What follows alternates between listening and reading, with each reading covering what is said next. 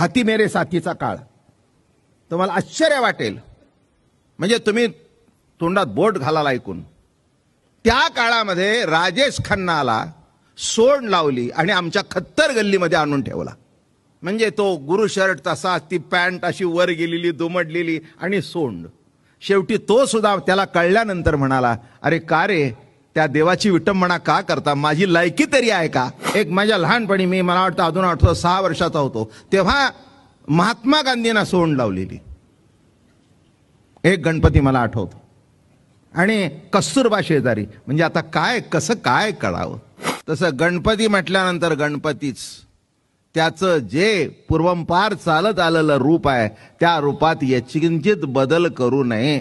तसाच गणपती श्रीमंत दगडूशेठ हलवाईचा आहे. मला तुम्हाला सगळ्या गणपती वक्तांना सांगायचं आहे, गणपतीच्या मूर्तीत बदल करणं नामेच तिची तोडफोड करणं. माझं बोलणं तुम्हाला लागेल, पण तीच इच्छा आहे माझी. गणपती हा गणपतीच असावा, आग्र्याहून सुटका नसावी. माझं बोलणं कळलं का. छत्रपती सारखा राजा झाला नाही, त्यांना तिथे ठेवा. विष्णुदेव श्रेष्ठ आहे, विष्णूला विष्णूच्या ठिकाणी ठेवा. विष्णूला सोंड लावायची आणि त्याला गणपती म्हणायचा, हे कितपत तुम्हाला योग्य वाटतं हे तुम्ही बघा. विचार करून बघा की ते रूप कसा मोदक, कसा आशीर्वादाचा हात, कसा तो गणपती, अतिशय सुंदर जो आहे. त्याला बघून सुद्धा माणसांना आनंद वाटला पाहिजे.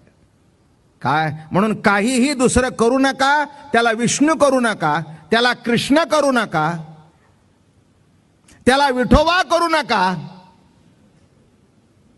आणि विठोबाला सोंड लावू नका. कळलं का तुम्हाला. कृष्णालाही सोंड लावू नका.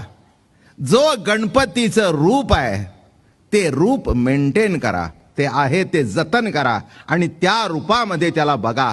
त्या रूपामध्ये त्याला बघितलं तर तो पावेल.